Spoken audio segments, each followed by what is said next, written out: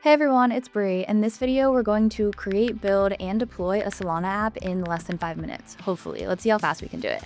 The goal is to show you how easy it is to have an app running on Solana. So first, we're going to go to one of my favorite developer tools on Solana, which is the Solana templates page. And I'll link this site in the description of the video. So here you can see there's several templates available. You can read through and pick which one is the best for your product specifically. For this tutorial, I'm going to use the Next.js anchor template. So let's click into it. So here you can see it's just one simple npx command that you're going to run in your terminal. So I'm going to open up my terminal and I'm going to run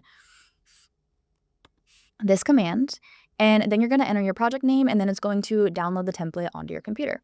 So I'll name this YouTube example. And then now this template is being cloned and downloaded onto my machine. So this template has a front end connected to a smart contract with a wallet adapter. So it pretty much has everything you need for deploying any app onto Solana. So you can go into the code base, update the smart contract to your custom logic, and then update the front end to correspond to your new instructions, and then you're good to go. And I'll actually have a follow-up video doing just that. But for now, let's get this exact program compiled, deployed, and then test it out. So this I'm going to speed up its installation. It does take just a second to actually get it onto your computer, so we'll speed that up so you don't have to sit through this during the video.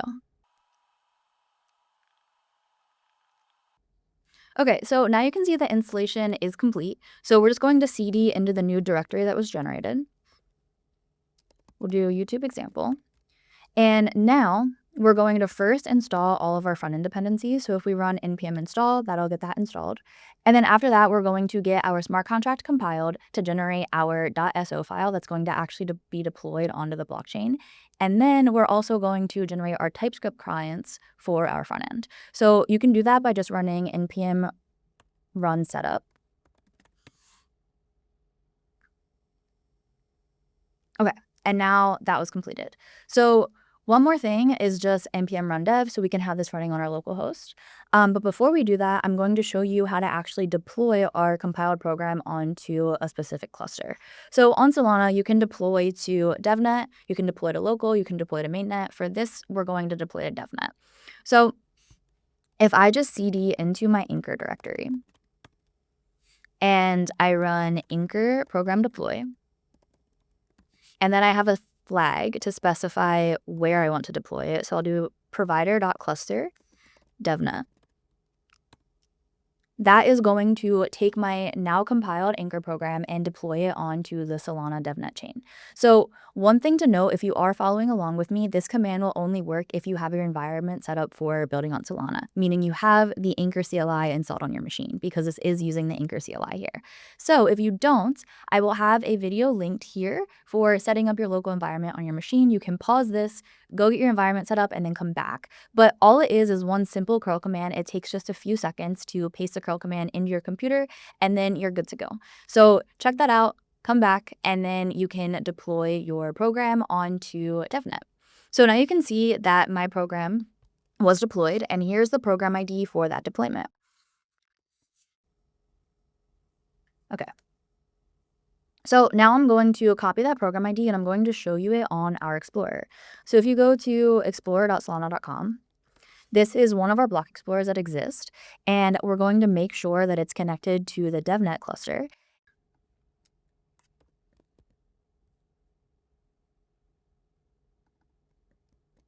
All I'm going to do is paste in that program ID.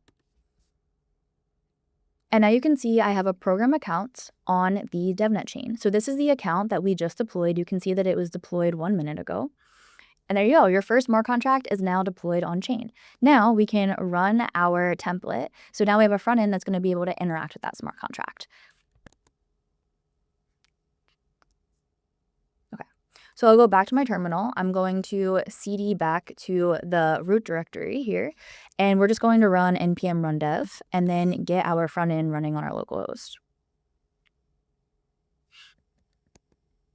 Okay. So I'm going to open up my local host on my browser.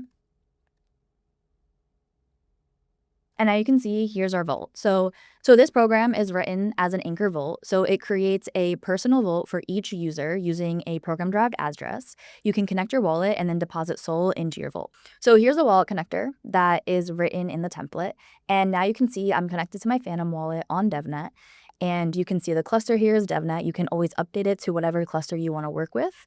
So here you can see it's querying my wallet balance of 0.57 SOL.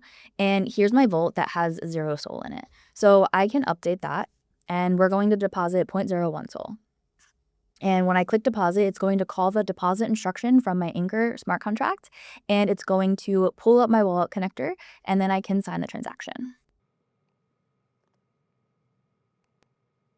Okay, so I'll unlock my wallet, and then I can confirm the transaction and then deposit SOL into my vault. And there you go. The deposit was confirmed, and now I have 0.01 SOL in my vault, and it returns the address for my vault that was just created. So here's the vault account. And if I click into that, it's going to open up the Solana Explorer, and it's going to show the account that I just created. So one thing to note, all smart contracts on Solana are stateless. All state is stored in accounts. So this is generating a new vault account for you that is now going to store the SOL that you deposit into the account. And that account is going to have its own corresponding public key, which is this key right here. Okay, and you can see the balance of this vault is 0.01 SOL. And then as I continue to keep adding, that balance is going to update on the Explorer. So there we go. We built and deployed a smart contract on the Solana chain. We have a front end with a wallet adapter that is connected to it, and we can interact with the instructions live on DevNet with our Solana program. Now, if you want to copy this yourself and then customize it for your own products, I'm going to show you how to actually read through this code and be able to update it. So I'm going to go back to my terminal, and we're just going to open this code in VS Code. There we go. We're going to just open this code in VS Code, and I'll give you a quick rundown of what the file structure looks like for this template. Okay, so the Anchor folder is where all of your smart contract code lives. If we click into it, you see this programs folder, Vault, and then source. If you go to librs, this is where kind of the meat of everything is.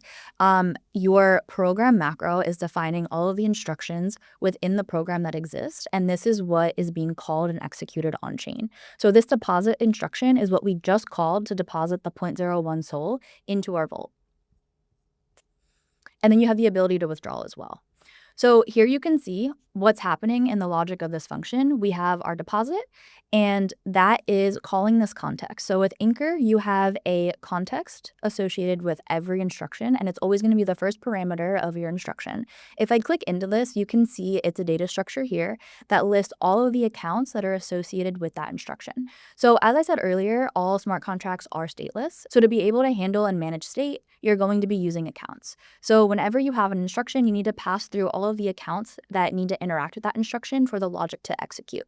So here we have to be able to deposit funds into a vault. We have our signer account, which is my wallet that I just connected to the front end to be able to deposit funds into the account and sign the instruction. So that's one account. The next account is our vault account.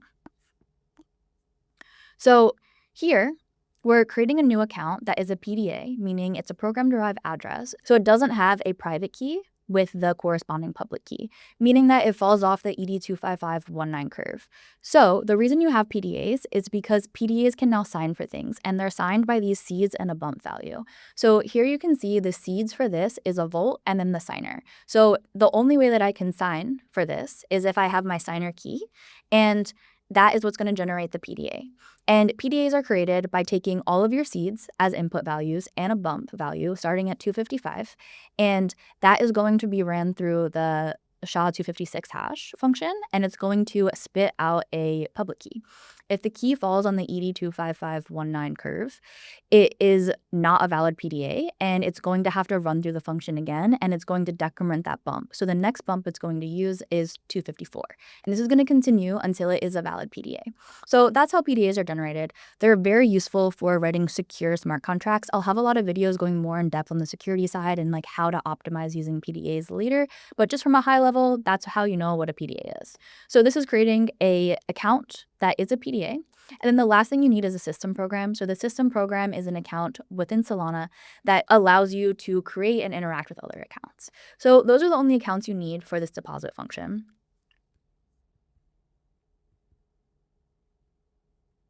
And then if you go back to the instruction, you can see this is the actual logic. So it has a few security checks here, and then it actually executes the transfer. And the transfer is a CPI, which is a cross-program invocation.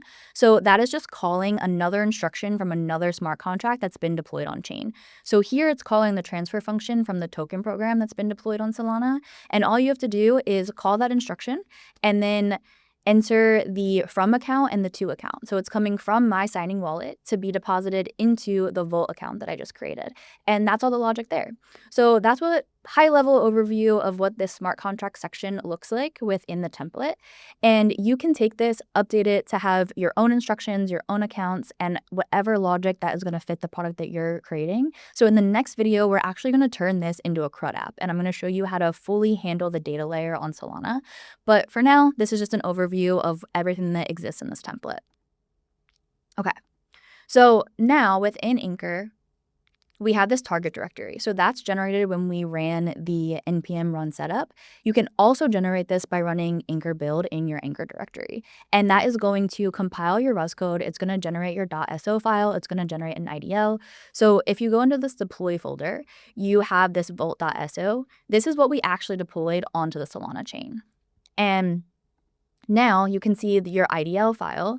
This has all of the instructions and all the accounts that are needed for your smart contracts. And then in the types folder, this is taking your IDL and then generating your TypeScript clients for the front end. So you can always reference this when you're updating your front end. Now, if we go into the app directory, that's where your components live. For the most part, I'm more of a backend dev, so I usually write my code and then I have my AI update the front end based on the new instructions that I generated.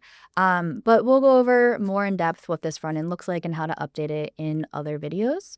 But here's just an overview of all of the components and where all of your front end code lives. So that's everything that you really need to know for how to use your templates. And if we take the part where I was actually just building and deploying the program, it was definitely less than 5 minutes. We spent a lot of time just explaining and talking through some code here. But stay tuned for the next video where we're going to work through building out your smart contract for the data layer of Solana. And then after that, we're going to work on another product that's now going to integrate handling tokens in your smart contracts.